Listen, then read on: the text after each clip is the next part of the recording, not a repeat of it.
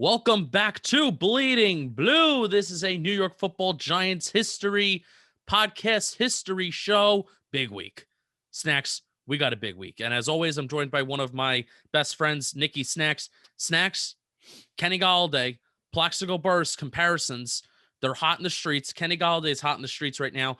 Now, we usually don't do this, but Snacks, you're on a Giants podcast, and you rarely ever get to really give your input on the current Giants, the 2021 Giants. I'm going to give you 30 seconds to talk about how you feel about Kenny Golladay, your reactions and thoughts. Okay, so I appreciate the 30 seconds, which I don't understand why I only get 30, but either way, it's fine. Because I'm a bad guy. Yeah, you're an awful guy. We all know that, but I know it more. So I am overjoyed with happiness because I told you before we started, that's what I wanted. I wanted Kenny Golladay really bad. Allen Robinson too, but he got franchise tag. It was never a possibility. So the biggest free agent in the wide receiver market is we got him. And that is arguably our biggest need. And it gives Daniel Jones a weapon. I know the whole separation bullshit. Fucking lose me with that, okay? The guy catches everything. Jones is going to throw him a beautiful ball.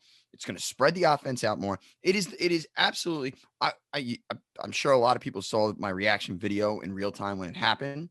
I'll put it in here. Read it again. Read it again. I'm told Kenny Golladay has agreed to go to the Giants per source. Done, they said. We got Danny's Plaxico, baby. We got his Plaxico. Come on. Yes! Yes! Yes! And the Knicks are back? Yeah, Rappaport. I was almost moved to tears because to me, that's, and I think I said it in the video. This is Jones's Burress in a sense where you hope that that's the case because, like we'll talk about in a minute, Eli took off when Burress got there. Maybe it's time that Jones takes off when Kenny gets there.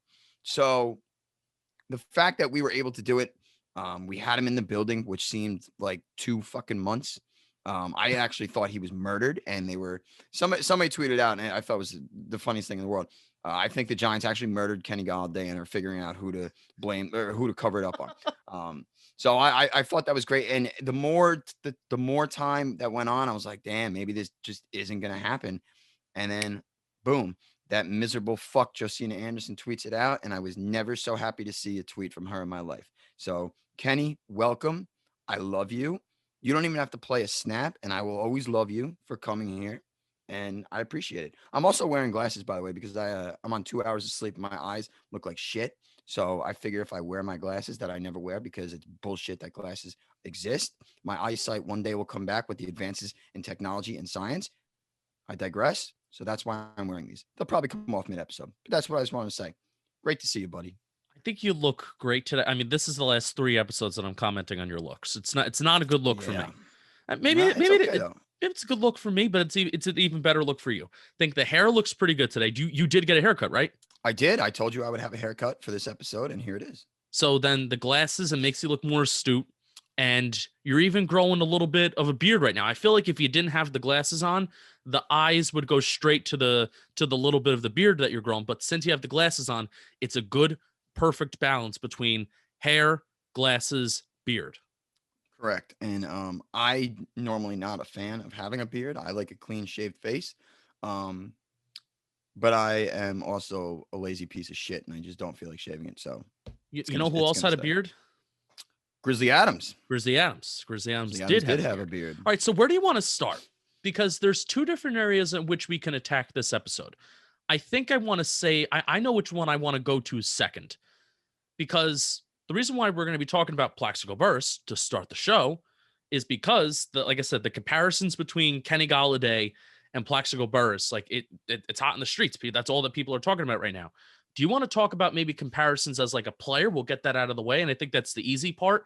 And then we'll get to the whole process. Like we talked about the process, how long the process was. So it's so funny how these 2 players are so similar in the types of players that they are. And then they're also similar in the process at which it took to actually get him here and get that contract signed. So where you want to start off with like talking about them as a player, right? Yeah, look, I think that's the way to go. It really is just so very eerie, whether it's the style they play or the whole situation and process of it. So I think that's a good start. Let's compare them as the players, which you will be very good at because I suck at that. I suck at a lot of things. The one thing that is similar, just looking at the Pro Football Reference pages from the top. Now, I never watched Plaxico when he was in Pittsburgh. I really started watching the Giants and being aware of the Giants at like 05, 06. And that's when Plaxico kind of came on board. But one thing that is very similar between the two is never high catch rate. Never. But Plaxico, there were a couple years where he averaged, in 2004, Plaxico averaged 20 yards a catch in 11 games, 17 yards per catch in 2002. I mean, big play machines. That's what these guys, it's what both of these guys have in common. Huge catch radius. I feel like it was more commonplace, maybe in the early 2000s, mid 2000s, where big wide receivers like Plaxico. Now, I could be wrong here. Correct me if I'm wrong. I feel like big wide receivers were a little bit more commonplace, like the big physical wide receivers. I really feel like you can pluck off maybe 5 on the top of your head in today's NFL that are really physical and really win at the point of attack at an elite level. Mm-hmm. I mean, sure, there's physical wide receivers out there that you like, but it's not as commonplace now, I feel like, as it used to be. Like, you wanted that big target. Now, it's like most teams are happy with like an OBJ like player, a Jalen Waddle like player, a Tyreek Hill type like a Tyreek player. Hill, right? The speed kills. The gadget. Curtis Samuel. Washington just got Curtis Samuel, so they're very fine with him. They're fine with that kind of player. So the Plaxicos certainly don't grow on trees anymore. I feel like they never grew on trees, but they certainly don't grow on trees anymore. They're tall as trees. They're tall as trees. Kenny Golladay 6'4", Plaxico Burress 6'5", and Plaxico was so physical at 232 pounds. And I feel like for how fast he is, I even just watched. We're actually, the second part of this episode will hopefully be talking about the 2007 season. We're getting into the 2007 season with Tom Coughlin's book, The Team to Believe In. Correct. He wrote that book, so we took 2 weeks off the book. We're getting back into it. First 2 games, and the first touchdown of the 2007 season was a 60-yard post to Plaxico Burress in Dallas. So how wonderful that we're going to probably be connecting these two things. So Plaxico Burress, yards per catch, yards per reception, huge catch percentage and catch rate, kind of low, but that's because when you're being targeted deep down the field, that's just what's going to happen. And Kenny Golladay has that same pattern throughout his NFL career so far as well. Yes, and it really is so funny how the times of football have changed. Like a Plaxico was so coveted because of his height, because of his ability to catch the balls, the contested throws and everything. And Kenny, arguably, I mean, you could make an argument that a player comparison to Kenny Golladay is Plaxico Burress. Yeah, and usually sometimes those player comparisons can get really outlandish. Right. Like this ridiculous. Is legitimate. This is very legitimate. And that's why I just find it all so funny that this is like the same thing. I mean, you hit the nail on the head in the player, how they play in the comparisons. So I guess talking about the process and situation, I keep using the word eerie because it is. They were 27 at the time they signed with the Giants. I think they each had 2 1,000-yard seasons prior to that. Everything is like the same thing. And it's crazy. I listen, we're about to, I think you're going to tell a story from Ernie Palladino about the whole Plaxico. Yep, there it is. If these walls could talk, about that whole process and him firing agent and hiring Drew Rosenhaus. So, and like I was saying, it felt like Kenny was in our building for months. Yeah. I couldn't stop. I couldn't stay off my phone and refreshing Twitter. That's all I was doing. When is he signed? When is he signed? Or just tell me that he's not. One or the other. Like, stop fucking torturing me.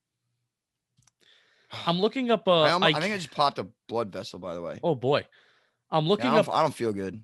Looking up Ike Hilliard's stats from the previous year, because what the Giants did with Kenny Golladay today is they replaced basically Golden Tate with Kenny Golladay. And the Giants basically replaced Ike Hilliard with Plaxico Burress. So I think they kind of had a similar year. I mean, sure, we can look up Golden Tate's Pro Football Reference page next. Nah, don't. Ike Hilliard had 49 catches on 81 targets, 437 yards, 8.9 yards per catch, 0 touchdowns, 22 first downs. How many games did you say he played? I'm sorry.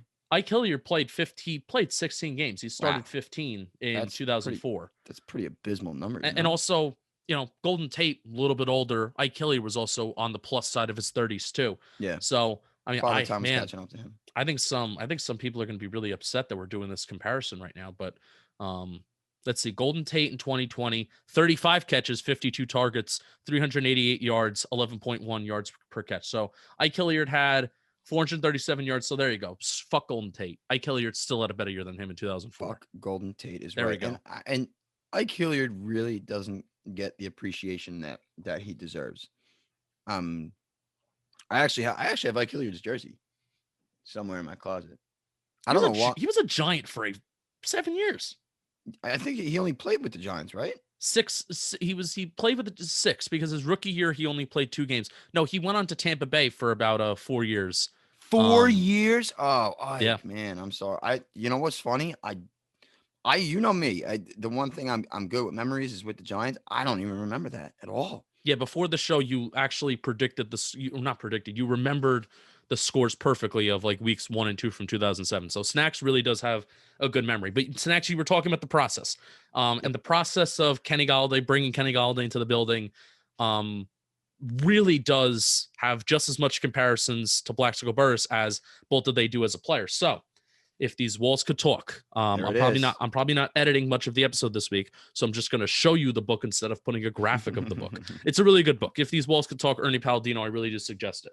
This is chapter 7. And you guys could go back and listen. Sorry, real quick. Go back into the summer and rewatch some of our old, or re-listen to some of our old episodes on this book, and it is phenomenal. Yes, this summer we had a lot of fun. Of God's generals and full bird captains in chapter 7. So this chapter was about, stories of Tom Coughlin, stories of Ernie Accorsi. And this story is about Ernie Accorsi, but the process of bringing Plaxico Burress into the building and signing his contract. Unorthodox Ernie. Accorsi didn't care much for doing things strictly by the book, a fellow who never would have picked Kerry Collins off of life's scrap heap. But he didn't just deviate from the book in his moves that brought Manning and big-time receiver Plaxico Burress into the franchise 1 year apart. He threw it on the ground and he burned it. He burned that book of how to usually do what you usually do as a GM. The GM's most flamboyantly public move came in 2005 when he signed the 6'5", 230-pound Burress to give Manning a giant-sized target in the red zone. Burress had earned quite the reputation as a flaky malcontent. What do you think that word means? Great question. No idea. I'm going to include, so here, I said I'm not going to do much editing.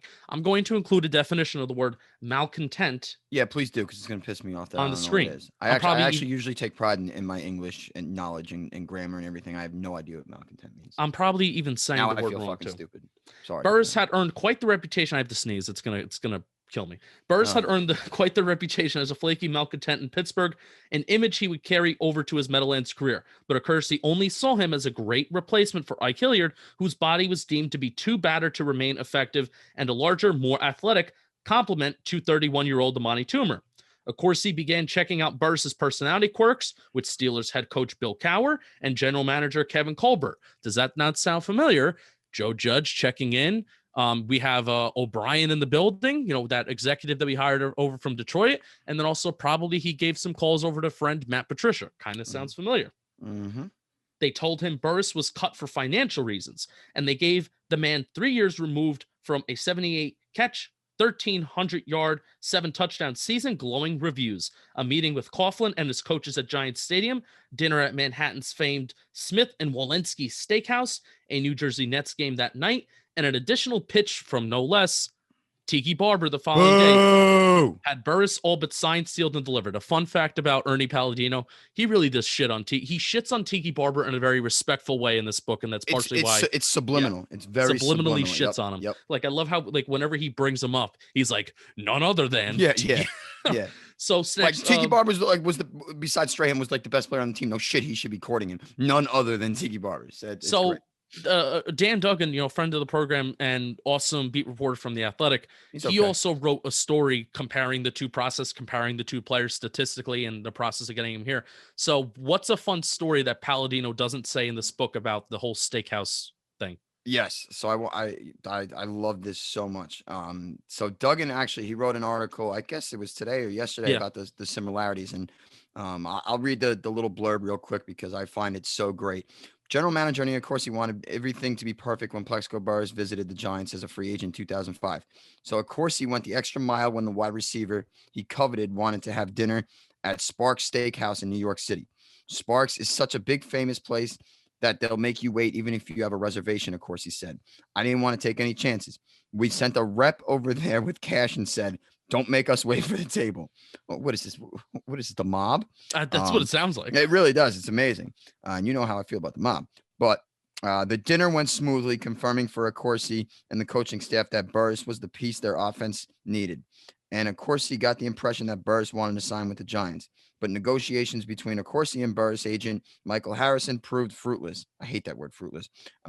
Everything was going great, but the demands were so high, there was no way I was going to be able to sign him. Of course, he said. I mean, I obviously did. And I just want to give a real quick. I just want to give Ernie, of course, he props for a second. When he covets a guy, he gets him, huh? Like he coveted Eli, and they made everything happen that trade to get him. Apparently, he coveted Plaxico Burress, and he sent a rep with cash in a duffel bag, and probably a shotgun in his back. He got LeVar Arrington. Yeah, stop.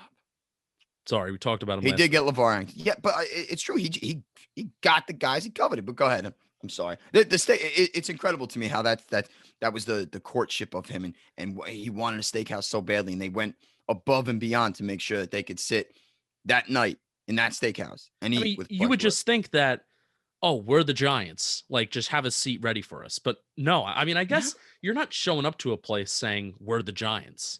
I guess you're not technically doing that. You can't do it. It almost, when I read that, it was like, I thought back to Dave Portnoy of Barstool when he does his pizza reviews. And there's this great place in Brooklyn that I've been to numerous times called DeFara. It's probably one of the best slices of pizza I've ever had, but the wait is insane. And he even said on that review, he's like, they wouldn't even, I was like a regular person. I had to wait 45 minutes for one slice of pizza. So it kind of gave me memories like that. But yeah, something else. So everything's going great. Everything's going dandy. Went to a New Jersey Nets game now. Which is bullshit too, by the way. Sorry, because the Knicks are back. Free plug. Sorry. Here it says Smith and Walensky Steakhouse. You said Sparks Steakhouse. Yeah, Duggan said Sparks. Is it not? I mean, is it the same thing? Nickname? Maybe the name changed? Yeah, no, but Ernie wrote that. I mean, Palladino wrote this in the mid, 2010s. Right, and Duggan just came out with this. Ooh. Yeah, so we have to do a little research on this. We have a dispute. Because now I'm confused. We have a dispute. And then everything's going fine and dandy. His agent, Plaxico Burress' agent, Michael Harris, got into it. Burress disappeared, and of course he learned soon after that Harrison was also negotiating with the Vikings. I was right. I was right. Vikings, yeah. I got into it. I was having a conversation with somebody on Twitter, and I was like, oh, yeah, we already covered the story on Bleeding Blue over the summer. And I was like, I think it was the Vikings. I'm proud. Good for me. He was using the Giants to drive the price up. The general manager wasn't just angry. He was livid, ticked off to a nuclear level. Why the fuck would I take you to a steakhouse, pay for your dinner, and now you're going to pull? It's like, I got a belly full of white dog crap on me. You like this shit on me? This shot on me? I got a belly full of white dog crap in me. And now you laid this shit on me?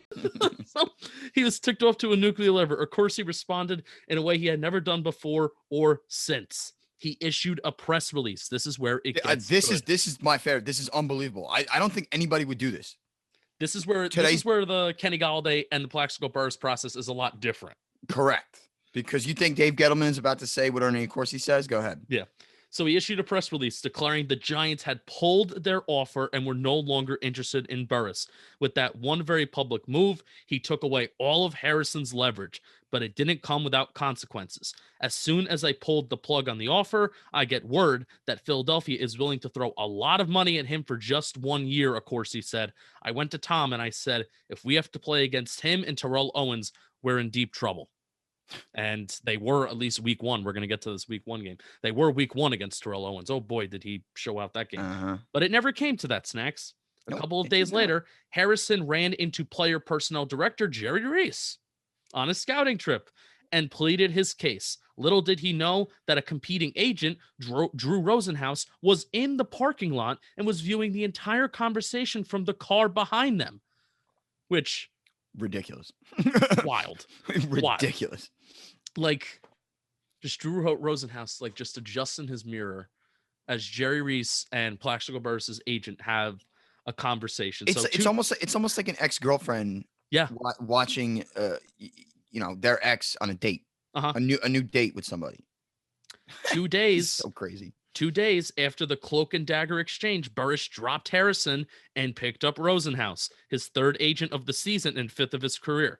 League rules required, this is my favorite part of the story. Yep. League rules required a 5-day waiting period before a new agent started negotiating for his client, but never one to let legalities get in the way of a lucrative deal. Rosenhaus called a Corsi immediately. I mean, Rosenhaus had no rules. Like, he does whatever he wants, when he wants, and however it's going to work, he gets it done. So I always have had a lot of respect for Drew Rosenhaus. Next question. So it's funny. Question. It's funny I don't know here. If you remember that press conference. It's funny here that I say, stop here. League rules are so bullshit. Tampering. I said that's the note. That's the note that I have in my book right now, in my sloppy doctor handwriting. It's not worse than Bobby's handwriting. No, it's not. Sheesh. Well, he said he writes with his eyes shut. He writes with his eyes shut. He's also a lefty, and lefties are tough on when you write on whiteboards. Wait, he's a lefty? That's what he said. I don't believe him. There's thought he was no way he's a lefty. Well, actually, lefties are really weird, so that would make a little sense. Yeah, and I guess I think he was like a left tackle in college. So I mean, if it's a lot easier you would think it'd be a lot easier for a left tackle to be a lefty to be a left tackle. So. You would think. I just want to go on record real quick. I know I'm sorry. Bobby was probably as good at left tackle as Nate Solder has been on the Giants. Boom. Wow. Yep. Keep going. Wow. He keeps saying, out of nowhere, he'll just say, I'm listening to Talking Giants. I'm in the chat. Oh, fuck snacks. Come on, Bobby. That ain't right. So now on my part, I'm going to drop some shit on you too. I love Bobby. Great guy. All right, good for you. Great guy. I love him. Corsi and Rosenhaus agreed to hold off talking.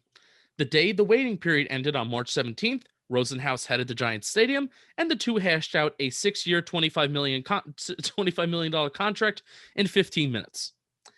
Manning had his target. In 15 minutes. In 15 minutes. Manning had his tall target. Burress would make all of Corsi's trouble worthwhile with a late fourth quarter touchdown catch that beat the undefeated Patriots in Super Bowl 42. Throw the book away. Yeah, that's the what do they call it, a mic drop? Mic drop. Yeah, it's 15 minutes. 15 minutes. Why do I have a feeling though? Why do I have a feeling that this, this Kenny Golladay process, right? I have a feeling that Joe Judge and company grilling Golladay about, how's the hip? How are you as a player? Are you bought into what we're doing? This is what we're about. They went out to dinner. Apparently Jason Garrett was a part of that dinner, which boggles my mind. How Jason Garrett was not at the Senior Bowl with Patrick Graham and Joe Judge, but he was a part of the recruiting for Kenny Golladay. Sure. Why? But I have a feeling that whole process, they whine it, not necessarily whining and dining, but asking him questions, making sure that he's having a good time. And then the contract takes like 10 minutes. Yeah. The whole, and I kept reading it. I was so sick of hearing like culture fit and whatnot, but I get it. Like Judge is very, he's very like, he's a hard ass with that shit. So I understand, but what was going on in Detroit? I never heard like any bad things about Kenny Golladay before, there wasn't like baggage. I looked up what the word malcontent means. Tell me. A person who is dissatisfied and rebellious. Okay, see, Justin, I knew exactly what it meant, but I wanted you to find out for yourself. Bullshit. Yeah, I don't bullshit. You did not know what that meant. I don't bullshit. Just like people were yelling at me on Twitter yesterday saying you said Kenny would never go there. It's just not true. I was the one. Never said that Kenny Golladay had 0% chance of signing with the Giants. I didn't always say that said 100% chance. Yeah. People don't understand. People don't understand methods to madness, okay? And that's what really disappoints me about the human race nowadays, okay? There's a lot of other things in the world that people should get on people for. Not understanding things is something I don't get, especially me. I am the most forward-coming person. I am so easy to understand, Justin. I may be the most easy person to understand in the world. I agree. If you ask me. I agree. All right, so that's how the Giants got Plaxico Burress in the building. Crazy. There was another thing I wanted to say about all that, but I just completely forgot. It arguably So this is, we're fine. The similarities are in the big picture things. It took a long time. He visited for a little bit. They went out to dinner. Like even Jabril Peppers took out Kenny Golladay to dinner. I found that to be so cool, by the way. Yeah, I love that shit. Got a couple free meals. There's a couple offers on the table. I know 6 years, $24 million was the initial offer. Then Plaxico accepted 6 years for $25 million. Kenny Golladay had a 1-year offer from the Giants, and then he also had the multi-year deal that he wound up taking, which good for him.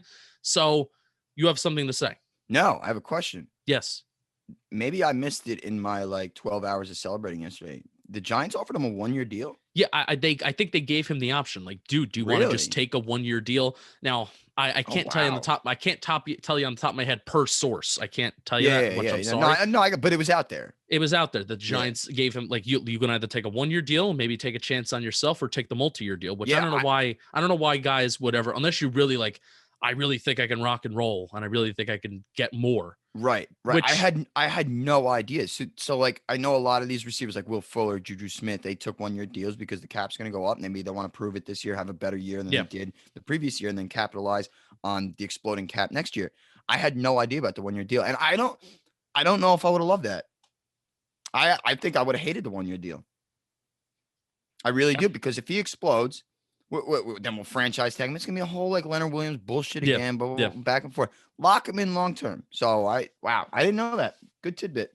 Yeah, you're useful sometimes. He's bought in. I mean, that's what you can say from that. Yeah, I think I don't know if it was the Talking Giants page or Bobby's page, but when he answered the question about we haven't even stepped on a practice field yet, that is such a Joe Judge answer. Yeah, that had me dying.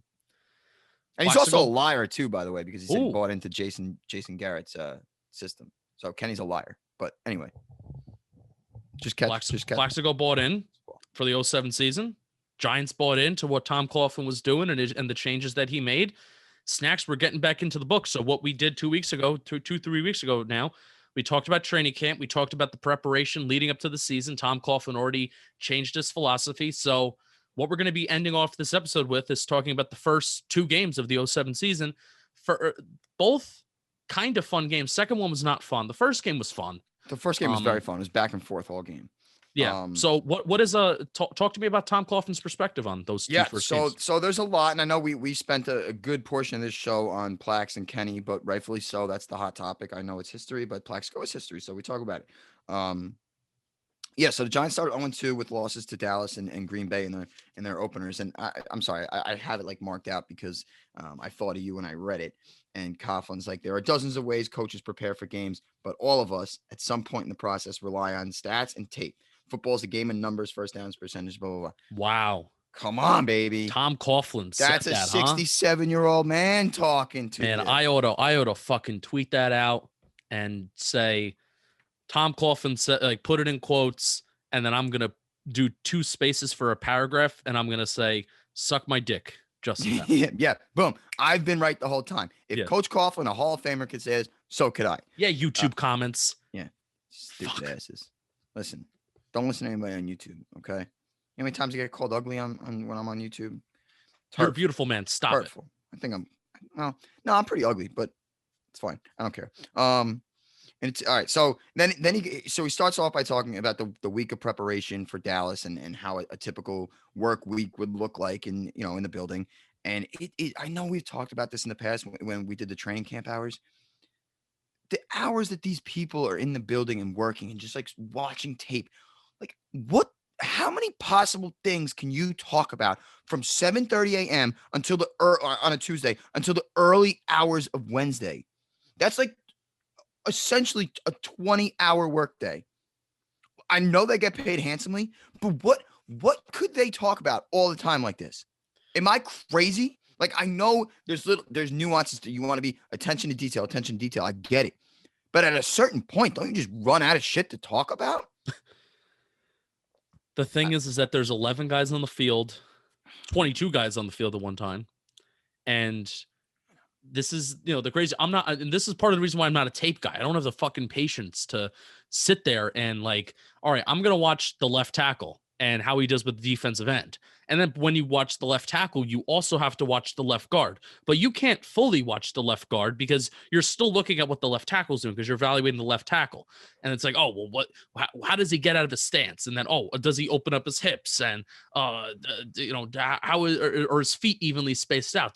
Does his feet cross? What is his punch like? Is his punch straight? Or does he go towards the shoulders? Does he clamp? Or does he get right by the breastplate? So all of that, and then you go, okay, that's just the left tackle. Okay, now let's go to the left guard. Okay, now let's go to the center. And it's like they need to do this for every single fucking player, for every single play. Yep, every play, every tendency. And it's funny, I forget. I think it's later in the book. I remember reading it.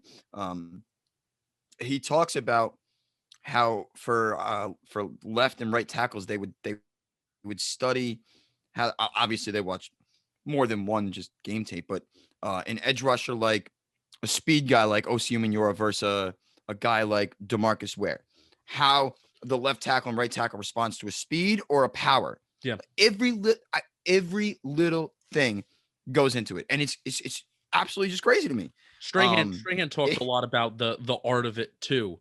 Especially when Runyon, he talked a lot about it with Runyon, yep. When he went up against Runyon with in Philadelphia for all those years. He talked about like the art and how it was like a dance. So and how Strahan really prided himself on watching the tape and how he's going to approach each individual game with each individual offensive lineman and tackle that he would go up against. So you said I know that there's a lot of nuances to it, but that's where the answer that's where the question starts and finishes, where it's like, yes, there's snacks. Why the game of football is so fun is because it is just so nuanced. Yep, it really is. And that's why I like attention to details, all you hear all the time from coaches and everything. But it is so true. You need every little aspect of everything. And it's funny to me, like, so Tuesday nights were the players' nights off, and that's when I was saying that 7:30 to early hours of Wednesday. Coach Coughlin, I usually take a shower in the coach's locker room and sleep on the couch in my office. Like, he is a sick fuck. He really was. I am up by 5 a.m. on a Wednesday and start my routine. And this is I will send it if you want to put it in. I don't know if you want me to read the whole thing real quick, but give us some highlights. All right, so 5:20 a.m. strength program, 5:25 a.m. for a 60-year-old man strength program. Yeah, there's breakfast, review scripted tape, team meeting at 8:25. Then there's study more tape. Study game plan, book, protections, review, practice schedule for Wednesday. Then media, which media was 20 minutes, which he hates. He literally talks this whole book about how much he hates the media. He does? He really does. Like, not like that he hates it, but every piece of, and I'm going to get when we talk about the 0-2 start, every little thing is about how the media doesn't like me. They don't like the quarterback. They don't like the coach. Get rid of him. Well, no offense, coach. I love you, but when you lose 3 years in a row, you're not winning playoff games, and you start 0-2 on a 1 year, pretty much a 1 year prove it deal for yourself. Of course, this is New York. Of course, the media's going to get you. It's not Jacksonville. Oh, like every time he's talking about the media bitching at him. But in total, the day ends pretty much at like 10 o'clock. So 5:25 for him to 10 o'clock. And I'm not even, I shit you not when I tell you, there is like there's probably more than 5 different film studies with offense, defense, special teams, all that shit. So, and this is when they were allowed to practice more versus now. Imagine how much more film and classroom stuff there has to be. Yes, and I would assume that this past year that was a very big emphasis. So, all right. So then he goes into how they lost to Dallas and the defense couldn't stop nosebleed. And I have a few things to say. It was you have a few things to say? Yeah. Rip it, baby. Rip it. This is at least for the Dallas game. You know, maybe definitely for the Green Bay game too. Let me do a quick glance at the box scoring. 10-yard pass, 38-yard rush, 6-yard rush. All right, so there weren't like very big plays. And Favre, how many passing yards did he have? 286. So I mean, I guess that's but at least week 1. Deep, explosive passing plays. I love to talk about on Talking Giants, but crossing routes, Jason Witten crossing patterns, just running across the field. Terrell Owens starts on one side of the field. He winds up on the other side of the field, and he gets the yards after the catch. The one touchdown that Terrell Owens had, I think it was a beautiful one-handed catch. R.W. McCordish tried like physical. Like, what's the word I'm trying to think of? Physical. Out physicaling. That's not a word. Out physicaling. Really? Did you say out physicaling? Yeah. I have no idea. I don't even know if you could make that work. I'm going to say it. Out physicaling. Terrell Owens. Take it. At the intermediate part of the field, tried hitting him, putting his hands on him, tried slowing him down, just ran right through him and caught a one-handed catch in the end zone. But I will say, this is the game, week 1 against Dallas, where Plaxico Burress just broke out. Like, he had a really big coming out party. You took the words out of my mouth, you fucking asshole. It's his coming out party. Now, I'm looking at the wrong game. Now, let's see. What was his stat line? His stat line was 12 targets, 8 catches, 144 yards, 3 touchdowns. And it was the first drive of the game that it was for the Giants, first drive of the season, where it was a 60-yard post from Eli to Plaxico Burress. So it's just absolutely ridiculous stat line. Yeah. But so the final score was 45-35. Am I wrong about that? You are absolutely correct. Right. So Coughlin talks about, he makes some excuses that this is the first regular season game under new defense coordinator Steve Spagnuolo. So, okay, fine. Maybe you make there's adjustments. Matthias Kiwanuka's first game playing linebacker and not defensive end. Michael Strahan missed all training camp. So, like, there were things in there that could probably lead to some excuses as to why Dallas ran up and down the field all game and scored 45 points. Yeah. They also were an insane offense. They were. Dallas was really good that year. Really good. They were really good for like a stretch. Was good. Yeah, they were. They were really good every year from a stretch of 04 to 14. You know, if there were years where Tony Romo was hurt, I get that's an exception. But every year I feel like they were good from like 07 to 14. And you know what? That's got to be the biggest one. And they had Wade Phillips and Jason Garrett, man. They are the biggest fucking losers in the world. They had all these great teams, and they never won shit. They won 2 playoff games with Romo under center. They didn't even win 2 playoff games in a season. Like, in one playoff season, one win, done the next year. They're done the next game. That is asinine. They were so good, and they never won shit like that. What a fucking loser. And I hate their they're the worst fan base in the world. Sorry. Anyway, I fucking hate the Dallas Cowboys so much. It's disgusting. America's team, my ass. So you're basically saying America's a bunch of losers because they haven't won in 2 decades. That is true. You still call them America's team? Good for you. That's a great point. Are you calling America a bunch of losers? You're calling America losers. That's not our team. Anyway, can't believe this went off like that. It's been a while. Good for you. Yeah, I don't know what got into me. But the big concern after the game was not the loss, Coughlin says. So after the game, I am also concerned about Eli Manning, but not because of what he does on the field. And he had a good game. He said with 7:20 left in the quarter, he was thrown down to the turf by Anthony Spencer, who was a very good football player. Eli went right back out there despite the pain in his right shoulder, starting with great field position. He threw a 10-yard touchdown pass to Plaxico Burress. It was Eli's last snap of the night. So something had to have been wrong because it was a 10-point game. They made a 10-point game, and then they took him out. I'll put the clip in. I actually found the clip. What you were put showing it in me, right now. He got like it really was like twisted to the ground, and he landed really, really funky on his shoulder. And then Jared Lorenzen comes in after that hefty lefty. The hefty lefty, rest in peace. We love you, Jared. So yeah, and he goes on to talk a little bit more like during the week that Eli didn't practice. He didn't throw pretty much all week. And there was a report on ESPN that came out that Eli Manning will miss 4 games due to a dislocated shoulder. And Coughlin says that was news to us. So he goes, that was news to us. That's not from our team doctors. Nobody. Eli was pushing very hard to even practice, not just play the next week against Green Bay. He was pushing hard to practice. And we know Eli, practice was king for him. You know, that's where it was his bread and butter. So he wound up playing, as we know. And he doesn't really go too much in it. And you were asking me before the show, like, is there more details about the injury? He doesn't really give that much because that is still like a mystery to me. A dislocated right shoulder. That sounds pretty bad to me. Like, yeah, and you know, the things that we do know about it, and at least this is the things that I know about it, right? You know, speaking as a younger fan, the things we do know about it.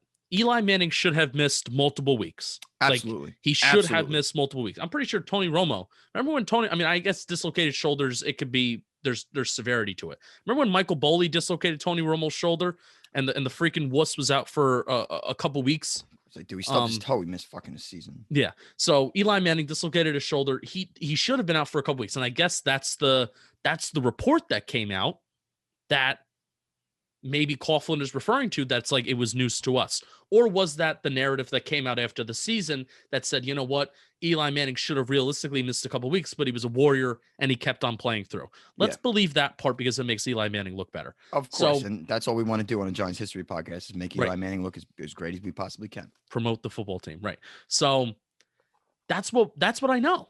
That's what we know, that it was a bad injury. He should have missed a couple weeks, but he didn't, and he kept on playing. Now, if there is more information, in the comment, let us know, tweet at us, message us, whatever, YouTube Premiere, thanks for hanging out.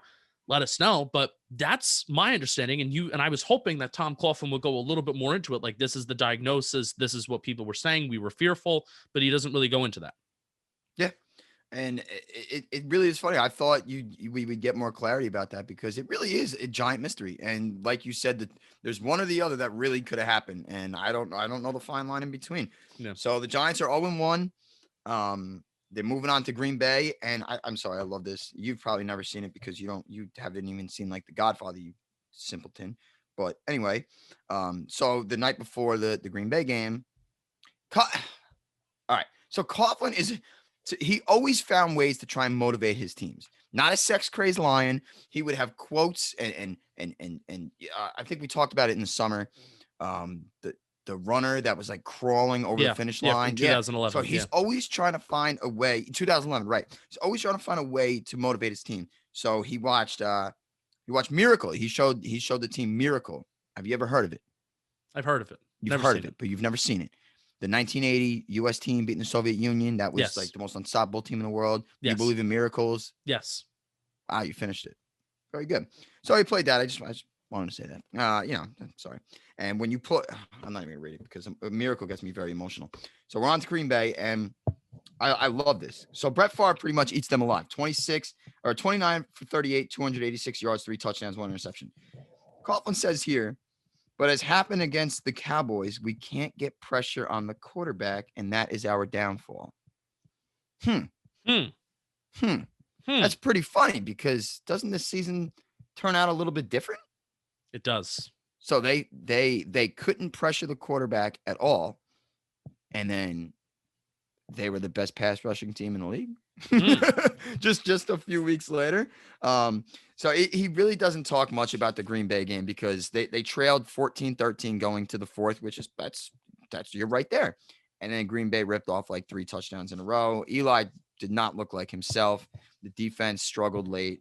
But my big thing from him was, what's more, in 2006, we might have fallen apart after the Green Bay loss. And we talked about 06 about a month ago, whenever it was, that team was just, it was in disarray. And in 2006, I might have lost my composure and lit into guys. We talked about his change. But this isn't 2006. As chaos and panic swirled around us, we stay right on track. I don't blow my top and revert back to the old Tom. I love that. I don't revert back to the old Tom. How awesome is that? Yeah. And I know we'll wrap up. We've been going, but remember when I was saying how much he just like hates the media? Mm-hmm. But these days test my relationship with the media. The media is always brought up. I have worked hard since the offseason to be more patient, more understanding, more respectful. It's so funny that he's like trying to sell it. That was doable when we were 0-0. But what about when we were 0-2? The questions about the defense come fast and hard and keep coming and coming. And I can't blame the media for asking. We haven't been very good defensively, but I have faith. And this probably my favorite part. I got some chills even about to read it. But I have faith. I believe this defense will come around under Steve Spagnuolo's leadership. Judy, who's his wife, later confides in me that Steve told her that we are going to be okay after the 0-2 start. I believe him. And that was it. I got chills because you remember, I think it was, I guess it was the Super Bowl and the Dallas playoff game. Spags was shown like on his knee, like praying and going like this. the man of faith. He had the faith, and Tom goes, I believe him. And we were talking about the pass rush a second ago. He figured it out, and they were an absolute hoss. Hoss? I don't know if I used that. Either way, they were a locomotive, even better word. Great job, Snacks. A locomotive of a pass rush. So Tom's faith in Steve's faith paid off. Yeah. I love it. All right. I love it too. So we're 0-2, and when we pick this back up, we start winning. We go on a win streak. We start winning. All right.